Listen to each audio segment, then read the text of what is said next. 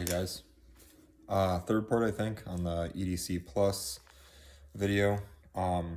This one's not as much a plus for me in that this is part of my pretty much regular EDC. Again, I work on an MPE, non-permissive environment, so nothing offensive. Got some pretty significant security, so in the event of something horrible happening, I want to at least have medical so I can do that.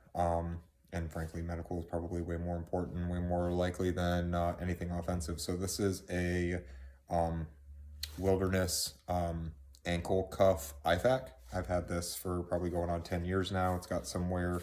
Had to do some minor repairs to it. Still kicks butt at what it does. Little bulky, you know, kind of have to tailor your pant width, okay, around the ankle for this. You know, you can't be wearing skinny jeans with this. But I'm in a role where, you know, people are looking at me all day long, and I've had very, very few like, hey, what's that on your ankle? Maybe 2 or 3 times in the last 6 years, 6, 7 years. So not really been an issue. People typically aren't paying attention and aren't looking at your ankle. So that hasn't been an issue. So this attaches with Velcro. I go left side ankle with the biggest part here being on the inside, so I don't whack it against stuff. But if we're gonna go, set this up. Okay, if we're gonna go from one side to the other, again, Velcro attachment.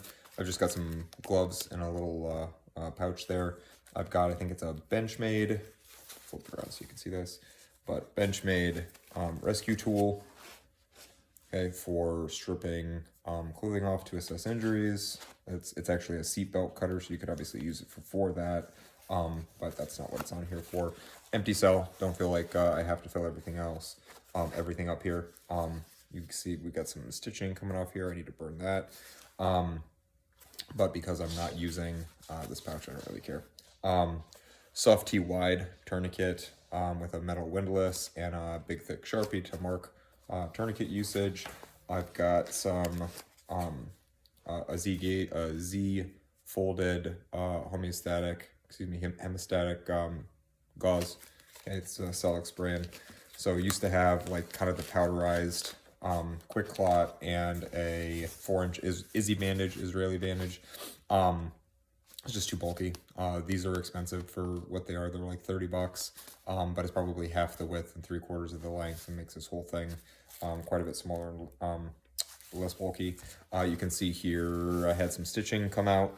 I had to use an iron-on patch, and even that's starting to come off. So this thing's definitely seen some miles. Okay, I'm probably averaging somewhere between 10-15,000 steps a day.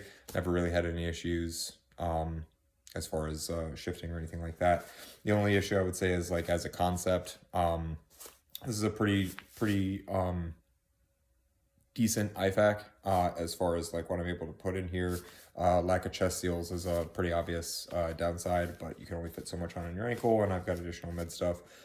Just another thought process though between the Benchmade rescue hook and the metal windlass, that if I did want to go into a more restrictive NPE, even something like a concert, anything that has a walk-through security device, metal detector, or a wand, this is going to get hit, right? So if I really felt like I needed this in a venue like that, probably switch out the soft T for a cat, since there's no metal in that, and trash the rescue hook.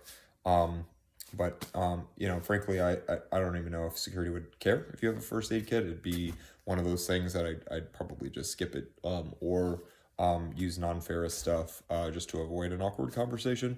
But really the only downside to this, use it at least 5 days a week, and can't say enough about it. I want to say I don't think the wilderness thing is like too much more than 30, maybe $50. I'll throw that in the notes. And throw a link in there too. So, but again, another way to carry first aid unobtrusively, as long as you're wearing pants, you've got it handy. So, good stuff.